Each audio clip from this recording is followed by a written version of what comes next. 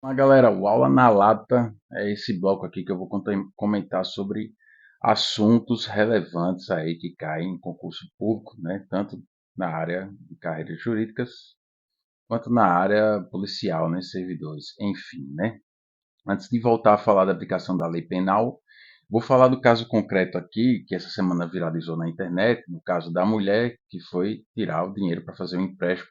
Todo mundo achava que ela tinha levado o cara morto, né? E o advogado apresentou imagens no processo que mostraram que a mulher, que o cara morreu no caminho, que ele tinha recebido alta da UPA, enfim, né?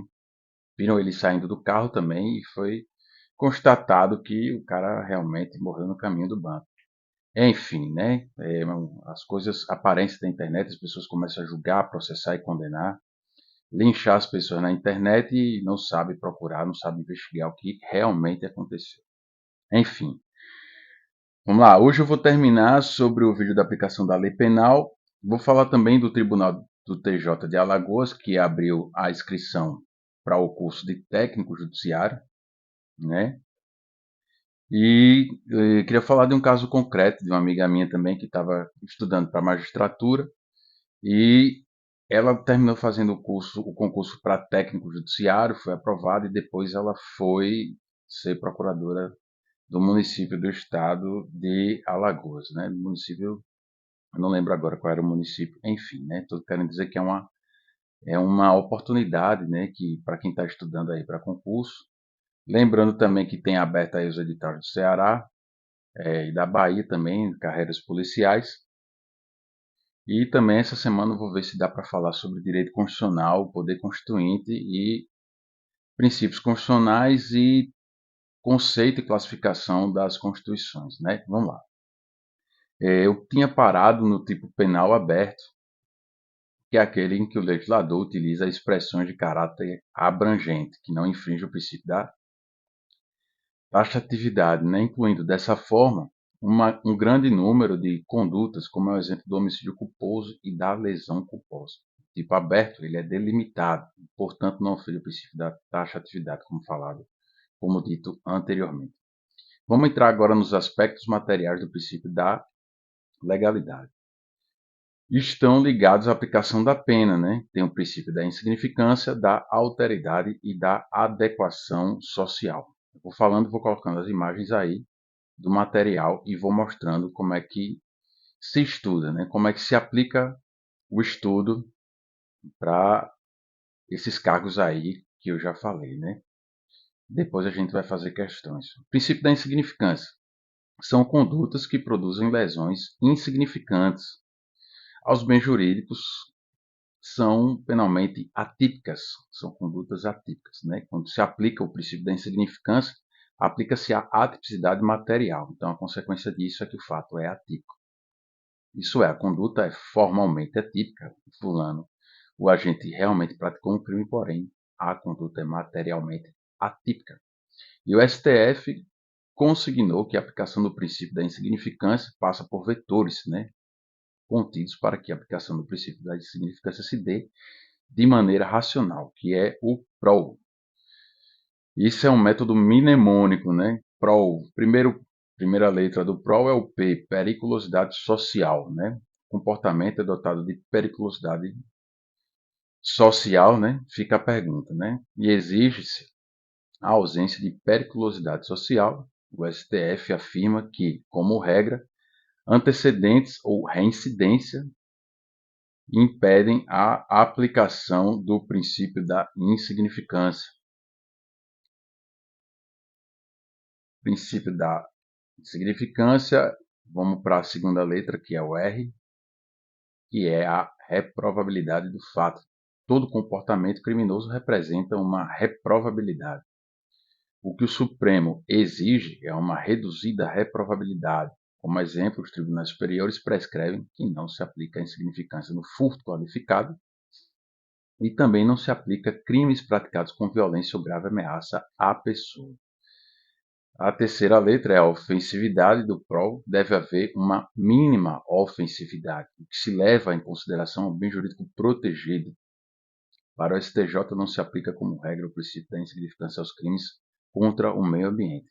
E, por fim, a lesão jurídica. Ela tem que ser ínfima, diz respeito à forma como o bem foi atingido. Né? O STJ tem um critério objetivo da aplicabilidade do princípio da insignificância.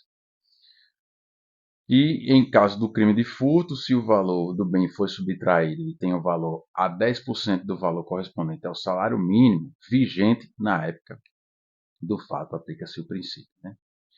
O STJ, portanto, editou 3 súmulas, que é a 589, 599 e 606. A 589 do STJ diz que não se aplica a insignificância em crimes ou contravenções em situação de violência doméstica ou familiar contra a mulher. A 599 do STJ não se aplica a insignificância nos crimes contra a administração pública. Por fim, a 606 do STJ não se aplica a insignificância em crime de transmissão clandestina de sinal de internet ou via radiofrequência. O princípio da insignificância, a aplicação desse princípio no crime do descaminho, 334, Código Penal. O descaminho consiste em importar algum tributo sem pagar imposto ou produto permitido. Né? O produto no descaminho ele tem que ser um produto permitido, diferentemente do contrabando, que o bem ele é ilícito. Né? E nessa situação, o valor não pode ultrapassar a cifra de R$ 20.000. Não se justifica o ajuizamento da ação penal. Quando o valor do tributo não atingir a multa de R$ 20.000, a Procuradoria da Fazenda Nacional, de acordo com a legislação, não ajuizará a execução fiscal. Daí o sentido do entendimento do Supremo, né? Pois se nem mesmo haverá execução fiscal, também não haverá ação penal. Esse entendimento está em consonância com o princípio da subsidiariedade. Subsidiariedade, eu vejo muita gente falando aí subsidiariedade. Não é subsidiariedade, é subsidiariedade. Lembrar da regra do subsolo, né? O português mandou lembrança. A ideia do direito penal como última ratio. Ratio, né? Se escreve ratio. Enfim. O princípio da alteridade só admite criminalização de condutas que produzem lesões ou crime perigos a bens jurídicos alheios. Autolesão, entretanto, nos termos do 171, parágrafo 2º, inciso 5º do Código Penal, temos a fraude contra contrato de seguro, em que o indivíduo, para fraudar a seguradora, provoca a autolesão, com a finalidade de obter o seguro. Né? Ainda nos aspectos materiais do princípio da legalidade, o princípio da alteridade só se admite a criminalização de condutas que produzem lesões ou criem perigos a bens jurídicos alheios, como já dito. Né?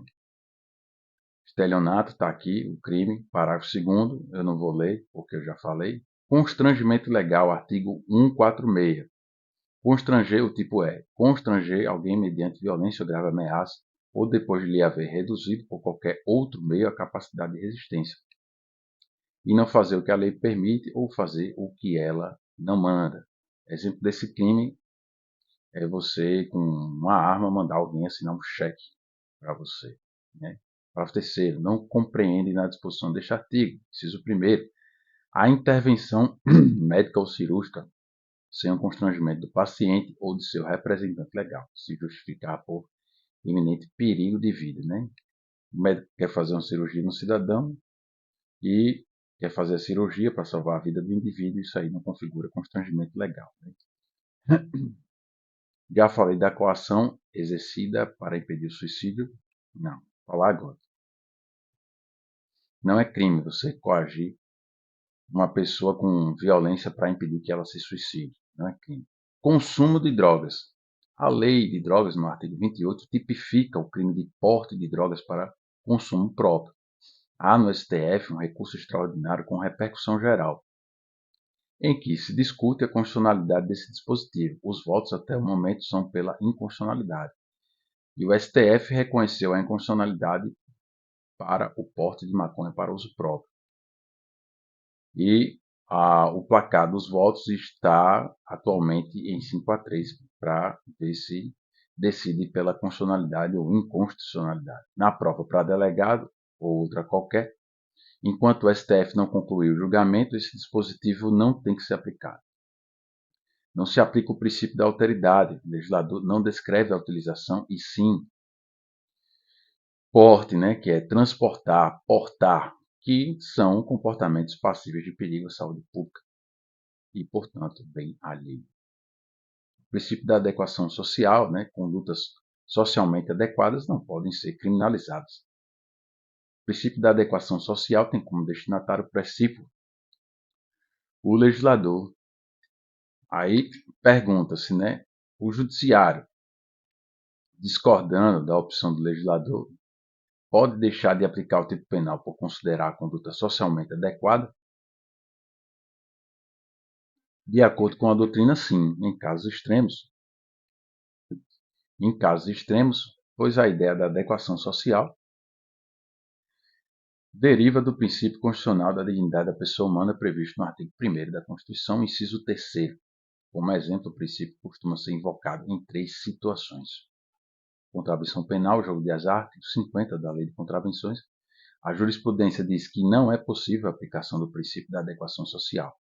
No STF tramita outro recurso extraordinário, com repercussão geral, em que se discute a constitucionalidade do dispositivo. E está com o ministro Fux, que pediu vistas do processo. Observação: não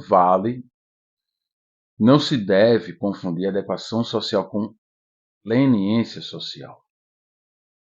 Crime de casa de prostituição, descrito no artigo 229 do CP. A jurisprudência majoritária não aceita a alegação de adequação social. No STJ, a tendência é o seguinte entendimento: se o estabelecimento não houver pessoas que são menores de 18 anos e os profissionais do sexo não forem coagidos, a conduta não tem caráter criminoso.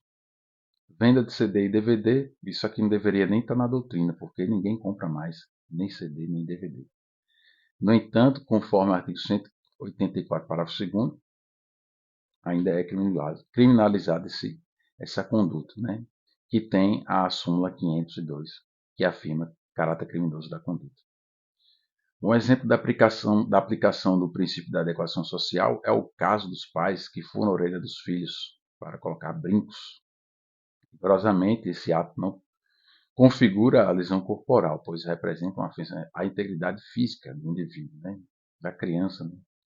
Mas, conforme o princípio da adequação social, não é possível criminalizar essa conduta.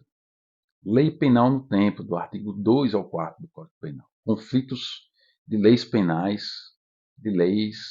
no tempo.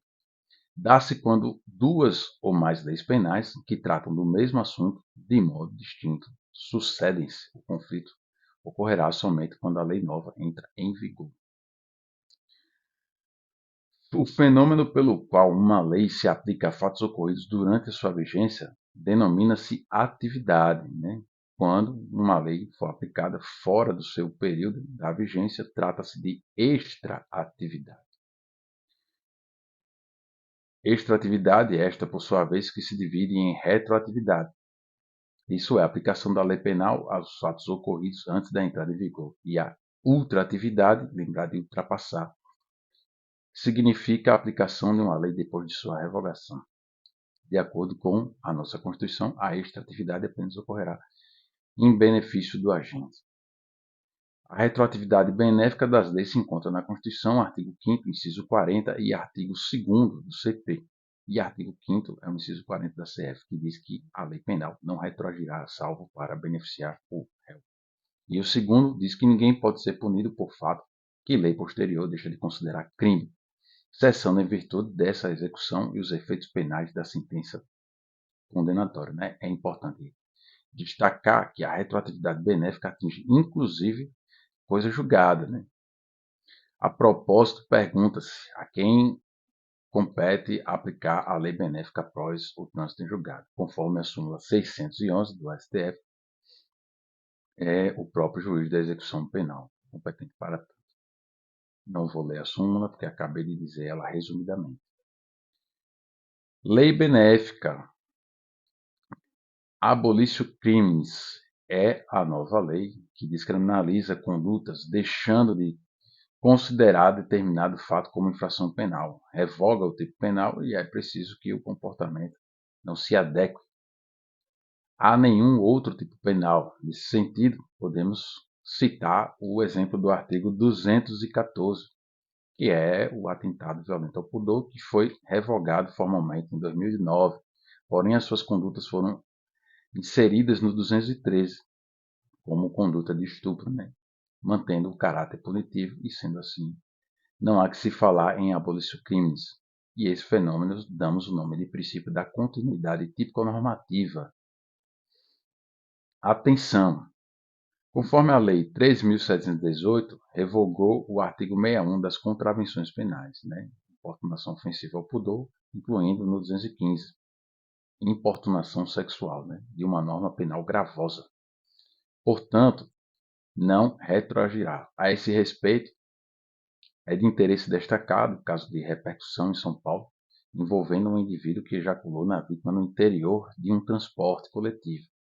E atualmente ele já deve ter cumprido, né? Ele já cumpriu a pena de contravenção penal disposta no artigo 61 da Lei de Contravenções Penais. É um exemplo da ultratividade. A abolição crimes, quando operada, gera dois efeitos. Com relação aos fatos posteriores, exclui a tipicidade. Com relação aos fatos anteriores, extingue a punibilidade. Nova lei em Mélios, uma lei que mantém o caráter criminoso do fato, mas lhe dá um tratamento mais brando, um tratamento melhor, né? Lex Graviola, lei gravosa, não retroagirá. Subdivide-se em nova legis, novatio legis, incriminadora, que efetua a criminalização de condutas. Como exemplo, podemos citar a Lei 13.772 de 2018, que criou os seguintes crimes: 215-A, 216-B e 218-C do CP. Novatio legis imperios mantém o caráter criminoso, mas dá um fato tratamento mais severo, como é o exemplo que se deu nova causa de aumento da pena do crime de estupro, que é o estupro corretivo. A súmula 711, já falei da súmula 711. Não, falei não. A lei penal mais grave aplica-se ao crime continuado ou ao crime permanente, se a sua vigência é anterior à cessação da continuidade ou da permanência, né? Então, por exemplo, o crime de tráfico é um crime permanente. E se um indivíduo estiver praticando o crime de tráfico e no momento dessa conduta vier outra lei, que será gravosa em relação ao tratamento do réu, a lei alcançará os fatos criminosos, sendo mais gravoso, aplicando-se a norma mais que seja mais grave, né? Combinação de leis trata-se de se definir se é possível combinar os dispositivos benéficos da lei revogada com outros dispositivos benéficos da nova lei. De acordo com a súmula 501, o STJ não admite a combinação de leis penais. Isso porque, se o juiz assim agir, estará atuando como legislador, criando dessa maneira uma terceira lei. A súmula 501 é cabível a aplicação da retroatividade da lei, conforme a lei de drogas, desde que o resultado da incidência de suas disposições na íntegra seja mais favorável ao réu do que o advindo da aplicação da Lei 6368, sendo vedada a combinação de leis. Lei penal no tempo. Lei penal excepcional e temporária. Artigo 3º. A lei excepcional temporária, embora decorrido o período de sua duração ou cessadas as circunstâncias que determinarem, aplica-se ao fato praticado durante sua vigência. São leis penais criadas para reger fatos ocorridos durante uma situação excepcional ou período de tempo. Vejamos, dentro do Código Penal Militar temos uma parte que aborda as leis excepcionais, ou seja, um capítulo voltado aos crimes militares em tempo de guerra, os quais foram criados para regerem o tempo da guerra. No que diz respeito à lei temporária, temos como exemplo a Lei 12.663 de 2014, que é a lei da Copa, né, estabelecendo que os tipos penais só serão aplicados a fatos ocorridos até o dia tal. Características das leis excepcionais e temporárias são aplicáveis aos fatos ocorridos durante a situação excepcional ou período de tempo, né? Ainda que esses se encerrem, né? A doutrina costuma afirmar que as leis excepcionais e temporárias são leis ultraativas, ou seja, produzem efeitos mesmo após o término de sua vigência. Na verdade, não se trata de fenômeno da ultratividade, uma vez que, com o passar da situação excepcional ou do período do tempo estipulado na lei, ela continua em vigor, embora inapta a reger novas situações. Para os concursos, adotar a ideia de ultratividade. Cuidado, viu? Tempo do crime, artigo 4º. Chegamos ao filé. Né? Considera-se praticado o crime no momento da ação ou omissão, ainda que outro seja o momento do resultado. Dá-se quando? Somente quando a conduta, o resultado ocorre em datas distintas. Né? Trata-se da teoria da atividade. Considera-se praticado o crime no momento da ação ou omissão. Tempo do crime, teoria da atividade. Tempo do crime, teoria da atividade. Aplica-se aos seguintes casos, né? Superveniência da lei penal gravosa, né? Por exemplo, podemos citar a nova causa de um aumento de pena do feminicídio, quando o autor pratica o crime descumprido a imposição da medida protetiva de urgência, né? Que antes de 2018 não era crime. Essa inovação aconteceu em dezembro de 2018. Se o autor praticou o fato em setembro de 2018 e a vítima permaneceu internada e veio falecer em fevereiro de 2019, sendo assim, não se aplica a inovação penal mais severa. Uma vez que o artigo 4º do Código Penal valeu-se da teoria da atividade, considerando o crime praticado no momento da ação ou omissão, por tratar-se de lei gravosa não retroagirá. Superveniência da maioridade penal, né? Lex graviola, lei gravosa, não retroagirá, subdivide-se em novatio legis, incriminadora que efetua a criminalização de condutas. Como exemplo, podemos citar a Lei 3.772 de 2018, que criou os seguintes crimes: 215-A, 216-B e 218-C. Novatio legis impégios mantém o caráter criminoso, mas se dá ao fato de um tratamento mais severo. Como exemplo, a Lei 13.718, que deu causa de aumento da pena do crime de estupro, que é o estupro corretivo, né? Lex tertia. Lei Penal no Espaço, artigo 5º ao artigo 8º do CP. Estamos no minuto 22. Dá para fazer mais uns 8 minutos aí. Lugar do crime, artigo 6º. Considera-se praticado lugar do crime em que ocorreu a ação ou omissão no todo ou em parte, bem como onde se produziu ou deveria produzir-se o resultado, utilizando somente para regular a aplicação da lei penal nos chamados crimes à distância, aqueles cujo intercrimes, que é o caminho do crime, atinge o território de 2 ou mais países. Para tanto, o CP adotou a teoria da ubiquidade ou teoria mista. O crime considera-se praticado no lugar da conduta ou do resultado. Atenção, não podemos confundir o lugar do crime com competência territorial, é diferente, viu? Matéria esta que é abordada pelo Código de Processo Penal no seu artigo 70, sendo adotada a teoria do resultado. Exceção à teoria da ubiquidade. Crimes conexos são aqueles que, de algum modo, né, estão relacionados entre si. Não se aplica a teoria da ubiquidade. Eis que determinados crimes não constituem unidade jurídica. Deve cada um deles, portanto, processar julgado no país onde foi cometido. E, tendo o artigo 70 do CPP, a competência se dará em regra determinada pelo lugar em que se consumar a infração ou, no caso de tentativa, pelo lugar em que foi praticado o último ato de execução. Os crimes à distância somente serão de competência federal quando previstos em tratados ou convenções internacionais em que o Brasil tenha ratificado. Lembrar-se da luta, né? Lugar do crime, ubiquidade, e tempo do crime, teoria da atividade. Territorialidade. Disposto no artigo 5º do CP, de acordo com este artigo, caput CP aplica-se à lei brasileira sem prejuízo das convenções, tratados e regras de direito internacional ao crime cometido no território nacional, Por haver exceções à regra, o CP adotou o princípio da territorialidade mitigada ou temperada. Da nação são exceções, não se aplica à lei brasileira, né, à imunidade diplomática, né, que tem caráter absoluto, ou seja, abrange toda e qualquer infração penal. Além disso, admite renúncia por parte da nação que o diplomata representa. A renúncia tem que ser por parte da nação, não é do indivíduo. Viu?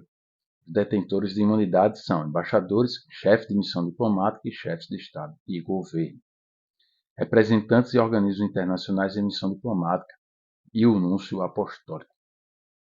E atingem os familiares, a esposa, o filho, salvo brasileiro, funcionário de missão, sectus,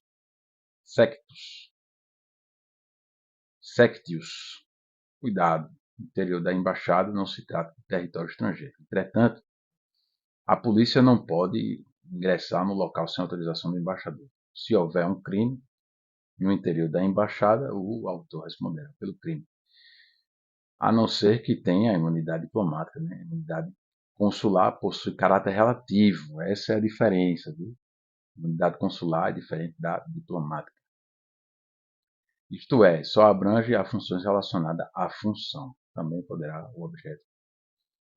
ser objeto de renúncia por parte da nação que o cônsul representa. Extraterritorialidade do artigo 7º. Pessoal, essa é a aula 2, né, da aplicação da lei penal. Acho que eu vou fazer a 3 também, viu? Eu acho que eu vou fazer a 3. Extraterritorialidade exposta no artigo 7º, que é o fenômeno pelo qual a lei brasileira se aplica a fatos ocorridos fora do território nacional. Há duas espécies de extraterritorialidade, que é a incondicionada, disposta no artigo 7º, inciso 1º e parágrafo 1º. Nossa lei se aplica aos fatos praticados no exterior, independentemente de qualquer condição. Por isso que o nome é incondicionada. E a condicionada tem que ser prevista nas condições do artigo 7º, inciso 2º, parágrafo 2º e 3º. A aplicação da nossa lei depende do concurso de diversas condições, né, embora cometidos no estrangeiro. Os crimes: contra a vida ou liberdade do presidente da República. B. Contra o patrimônio ou a fé pública da União, DF, Estados, território, município, dos entes da administração. Sociedade, economia mista, autárquica, fundacional do poder público, contra a administração pública por quem está a serviço. De genocídio, quando o agente for brasileiro ou domiciliado no Brasil. E 2. Os crimes que, por tratado ou convenção, o Brasil obrigou a reprimir. B.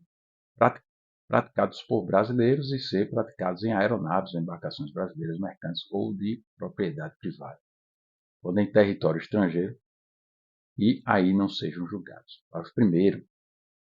Nos casos do inciso 1º, o agente é punido segundo a lei brasileira, ainda que absolvido ou condenado no estrangeiro.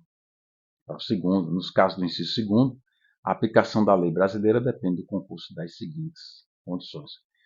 O indivíduo tem que entrar no território brasileiro. Letra B. Ser o fato punível também no país em que foi praticado. E C. Está o crime incluído entre aqueles pelos quais a lei brasileira autoriza a extradição.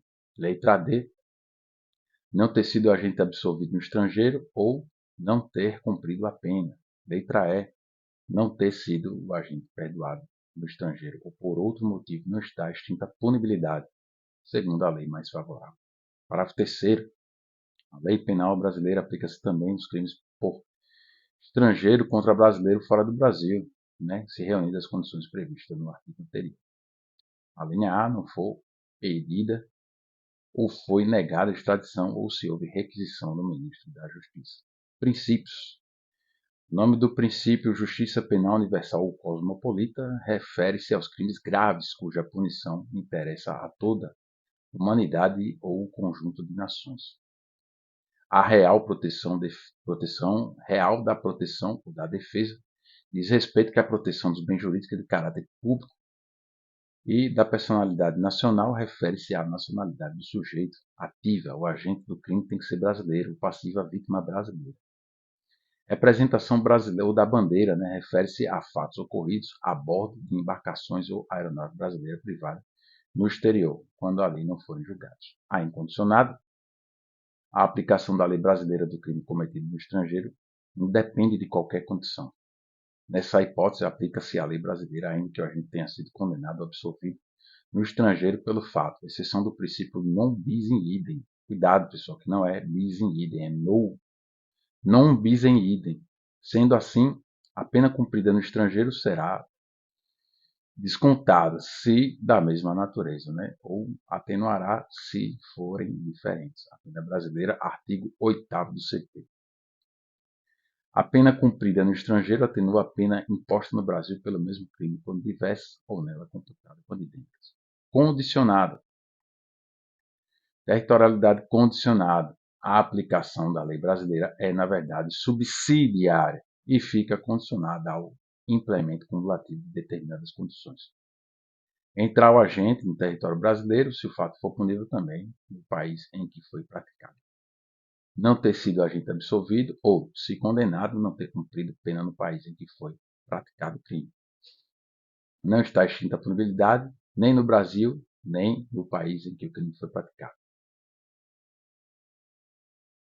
Aí tem um exemplo aqui de uma questão. Em viagem ao Rio de Janeiro, Paolo Italiano, filho de embaixador da Itália no Brasil, registrado como dependente deste, com quem vive, foi a Lapa, onde se embriagou, com a capacidade psicomotora comprometida, assumiu a direção de um veículo e, em seguida, devido à embriaguez, atropelou e matou uma pessoa. Nessa situação hipotética, Paulo será isento da pena no Brasil, seja no estado acreditante, pois possui imunidade diplomática, salvo se renunciá-la, né? Salvo se a nação renunciar. Correto seria isso. Conflito aparente de norma ocorre quando mais de dois tipos simultaneamente em vigor aparentemente se aplicam no mesmo fato. Pressupostos: unidade de fato, aparente incidência de dois ou mais tipos penais e vigência simultânea dos tipos penais. Conflito aparente de norma, princípios da especialidade é o que prevalece primeiro, né? O princípio da subsidiariedade e o princípio da consunção, da absorção. Né? Um mesmo fato concreto não pode ser enquadrado em vários tipos penais sob pena de afronta ao princípio do non bis in idem. Portanto, se aparentemente ocorrer a incidência de mais de um tipo penal em mesmo fato, caberá ao intérprete, socorrendo-se dos princípios da especialidade, consunção, subsidiariedade, da alternatividade, resolver o conflito, apontando o correto enquadramento. O princípio da especialidade aplica-se sempre que surgir entre os tipos penais de conflito em relação à especialidade gênero ou espécie, né? E ocorre quando os tipos apresentarem as mesmas elementares, mas um deles é acrescido de dois dados especializantes. Será especial e, portanto, prevalecerá a norma que contiver todos os elementos de outra, a geral, além de mais alguns da natureza subjetiva e objetiva considerados especializantes. Importante lembrar que, na relação de especialidade, é indiferente se há